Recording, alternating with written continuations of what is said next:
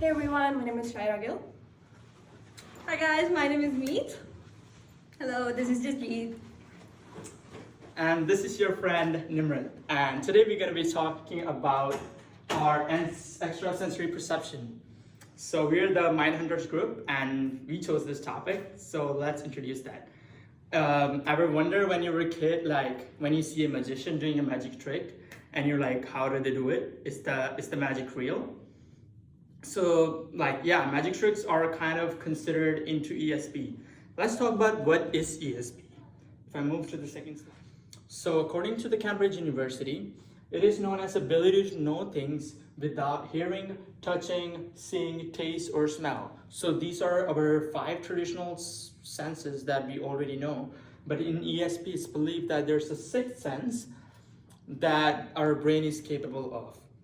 For example, some of the things that are included in ESP is telepathy, which is to know things, to know what someone is thinking. For example, our X-Men professor, he's capable of controlling someone's mind to read someone's mind, what's going in their head. And then it's telekinesis, it's the ability to move things without touching it. For example, this Wanda from Avengers has these abilities. Then there's clairvoyance and precognition, which is predicting the future. A precognition is predicting what's going to happen in the future, and clairvoyance is same thing, but predicting the events that's going to happen in the future.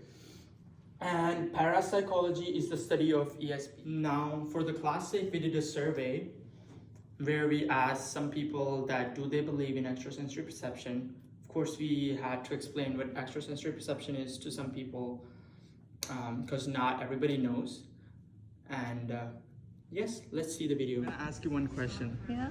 Do you believe in extrasensory perception, which is 6th sense, which means some people can predict future or read someone's mind or move things without touching it? Do you believe in it?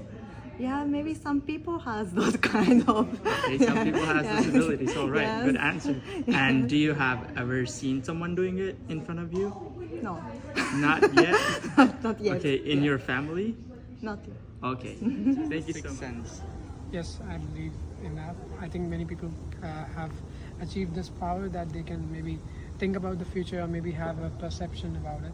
Like they are maybe more aware about the future, or maybe they know what's going to happen in the future. So yeah, I think there are many practices that make someone achieve that.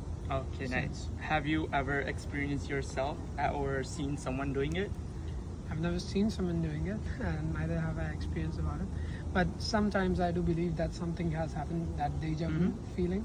I sometimes believe that something has happened in the past. So I Okay, think okay. that's pretty much new to it. All right, thank you so much. Which is the 6th sense? Okay, you believe some people have ability to predict future, see in the future? Yeah. Have you ever witnessed yourself? Oh, I'm into it and I believe in that. Oh wow, Yeah. nice. Oh, thank you so much, brother. Thank you so much. Nice meeting you. Yeah, nice. Do you believe in that?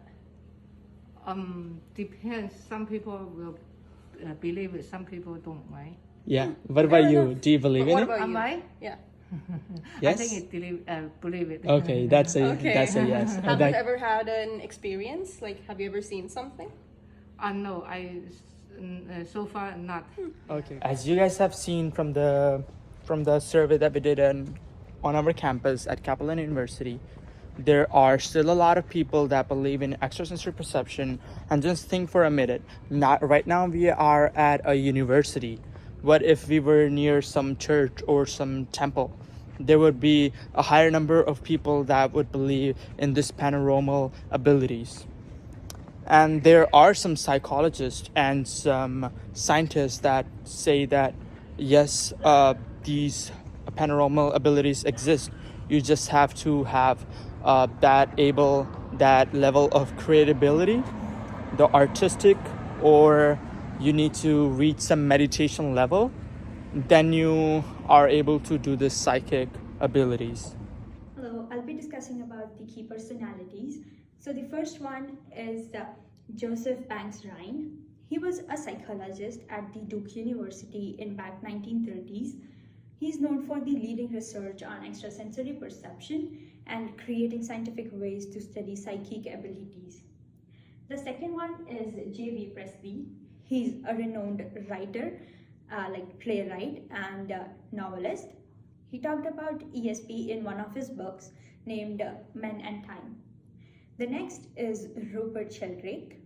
He's a biologist and he introduced a controversial concept of morphic resonance, which focuses on memory in the natural world.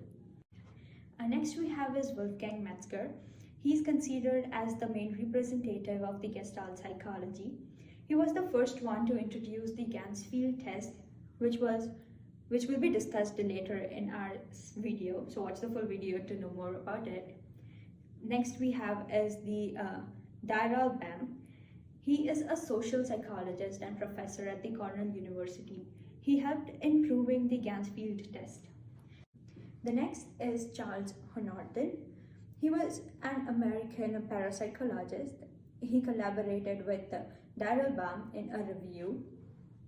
He was one of the leaders in the collegial group of research who established scientific researches methods to examine the extrasensory. Hi, I would like to talk about another experiment called the Zener card experiment, which was designed by the psychologist Carl Zener in the early 1930s, along with his colleague, parapsychologist J.B. Rhine. So the experiment was included a deck of 25 cards with five symbols. Now these symbols were a hollow circle, plus sign, 3 vertical wavy lines actually, a hollow square, and a hollow 5-pointed star. So then the cards were shuffled mechanically, because if we shuffle it manually, that can result in like easy prediction because of the poor shuffling. So after that, the sender, he picks up a card from the shuffled pack and observes the symbol. The receiver will guess like which of the 5 symbols is on the card. This continues until all the cards in the pack are used. Now the probability that the participant would make a correct guess would be around 5 out of 25. But if the score is above 5, it is taken to indicate that the perception is above normal. Now that is the ability to see the symbol by extrasensory perception. So these tests, they involved around 85,000 trials that revealed that the participants were able to correctly identify the symbol on the card like more than expected. On average, they were able to identify 7 out of 25 cards, but some of them even guessed 15 symbols correct. So these results have led the researchers to believe that extrasensory perception is a real phenomenon. Let's first talk about the Ganzfeld experiment. So the Ganzfeld experiment first was introduced by Wolfgang Metzger, in which there was a sender in a room and a receiver in another room. So the receiver had to wear a half-cut ping pong ball, a bright light, generally red light, shine on their face, and the white noise headphones so that they cannot hear anything. So the sender is in another room and the receiver is in one room. And what their eyes are open, so what they're seeing is like a kind of hallucination things. You should try. Have something on your face, shine a bright light, you will see like everything red, and that will give you kind of hallucination and you will start seeing things. So that was happening in the Ganzfeld experiment. So they were trying to prove the telepathy, which is under extrasensory perception. So in their first recordings, what they would do is after they're done with sending the signals, they would bring the receiver and they would show him the 4 images, and they were try to tell him like choose one which the sender was sending it to you from his like brain power, and he would guess. So expected rate will be 25% if the extrasensory perception does not exist. On the random, it should be 25%. But in the early studies, they found that it was 35%. Actually, yeah. So this faced a lot of criticism by a lot of scientific community, saying that there was some sensory leakage, or it was not randomized. The signals that he was sending, the images that you were showing were not randomized. So that faced a lot of criticism. but then they again try to work it on. Let me move to the next slide. Okay, then there was this Otto Gansfeld experiment, which was slightly modified version, computerized version, so that there's more randomization. And first, it was addressed by Daryl Bem and Charles Thornton, and they had more than 200 participants. I think it was 240, and they conducted more than 354 sessions, about 11 studies, and their success rate was 32%, which is 7% more than expected. So this was proving that there is some extrasensory perception. And then they did it again. Bem and Balmer reviewed it again, did it 10 studies more, and their success rate was 30.1%, which was still showing that there is some extrasensory perception.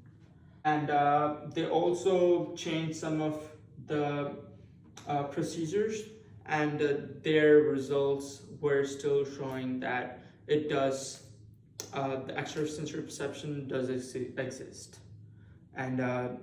And Meet will talk about why these were criticized and how these were criticized. Okay, so guys, while the idea of extrasensory perception has fascinated many, but it has also faced significant criticism from the scientific community. Despite numerous studies and experiments, including high-profile challenges and meta-analysis, the evidence for ESP remains highly controversial and often disputed still today. So now let's delve into some criticism. So first is a lack of proof. No evidence supporting ESP was found in any of the 30 investigations specifically exploring its possibility.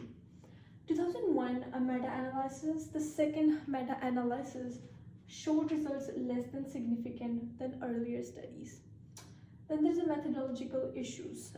There was some evidence suggesting that non-significant result might have been due to changes in the previously affected standard Gansfeld technique.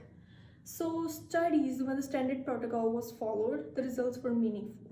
However, that altered the method usually got the random scores. Let's go to the next slide. That also tells about the criticism. So it has effect size, which effect size in recent studies was significantly small compared to previous research, which was very minimal effect. Then there is a failures to replicate. Attempts by several labs, including those led by the Daniel Ben, to replicate earlier positive findings failed. So this failed undermines the credibility of ESP claims and suggests initial finding might have been influenced by experimental errors or biases. So this was only for criticism, and let's delve into the $1 million challenge. That's I find very interesting. Okay, so the $1 million challenge, it was a kind of a competition or challenge basically. So it was started in the USA and it ended in 2015. So basically you have to show the paranormal abilities, but under the scientific testing conditions. So, and if you are able to prove it, you get a $1 million. Yeah. So, but thousands of people applied over that to win this challenge. And what were the results? For sure, no applicants succeeded in their paranormal abilities. Repeated failures highlighted the difficulty of providing concrete evidence for ESP.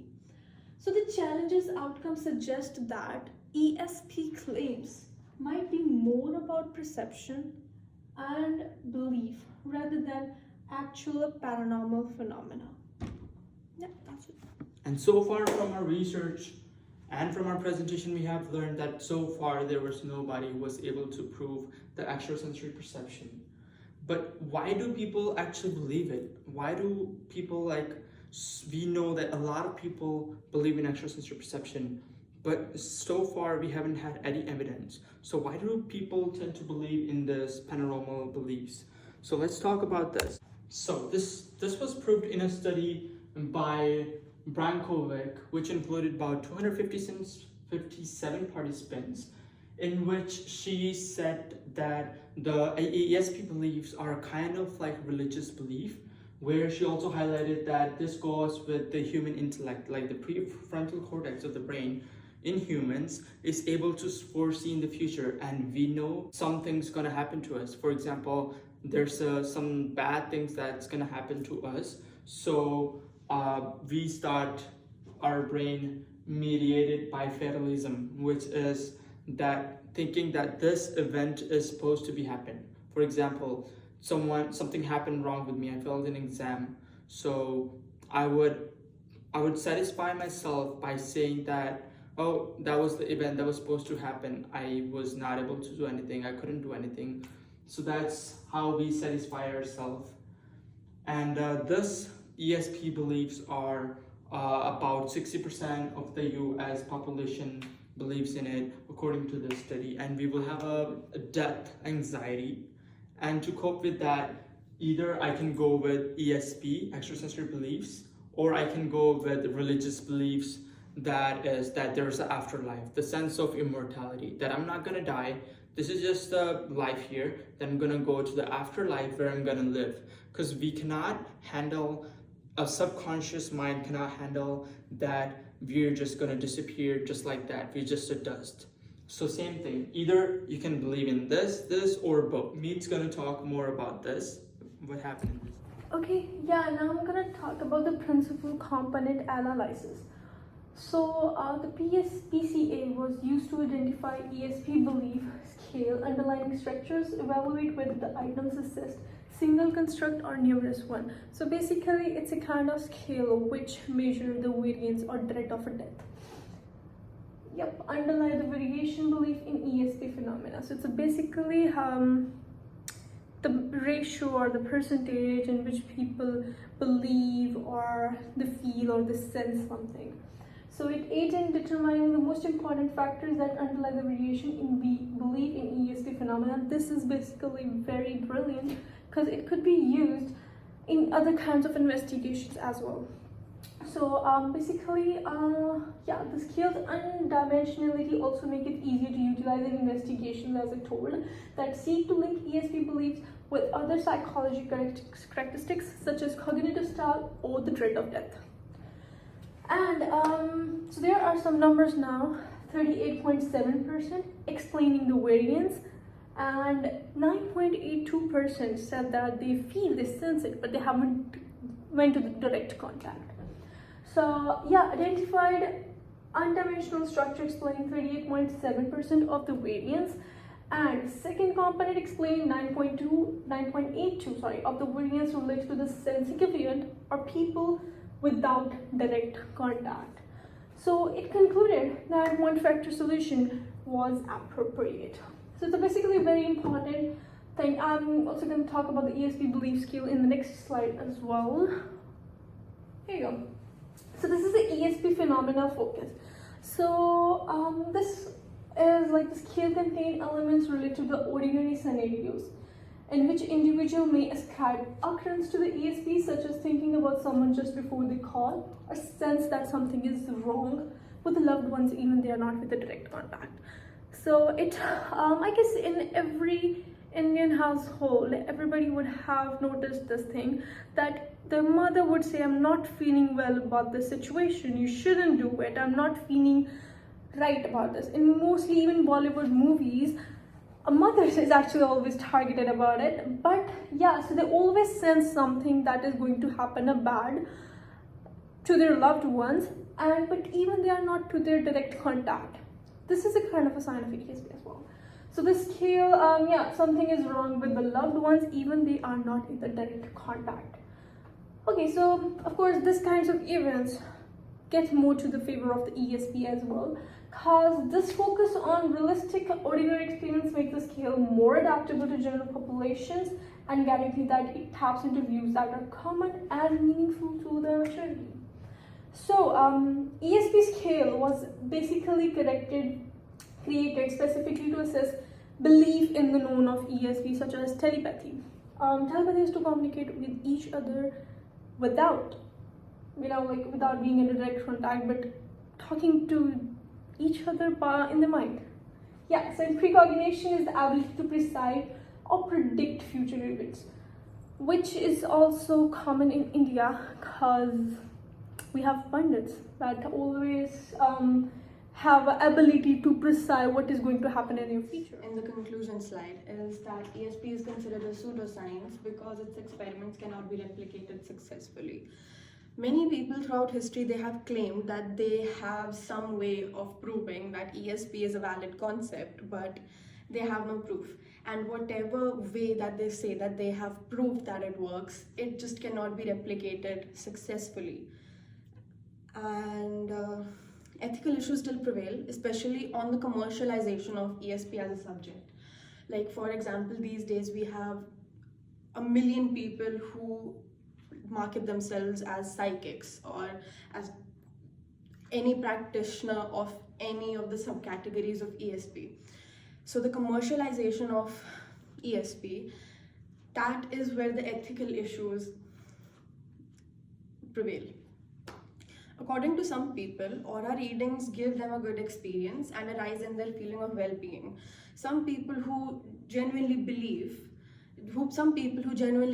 that auras exist and they want to kind of work the way auras do and they want to align themselves to their beliefs. Of course, for them it is going to work and it will give them a boost of it will boost their feeling of well-being, of course. But there are some people who get way too lost in this. But there are some people who get way too dependent on any of the subcategories of this extrasensory perception, such as astrology or aura readings, as we have this topic, or any other pseudoscientific field. They get too dependent and then that weakens their intellect. And it also gives a real big blow to their critical thinking and their inner resources. So with that, I conclude this project. Thank you.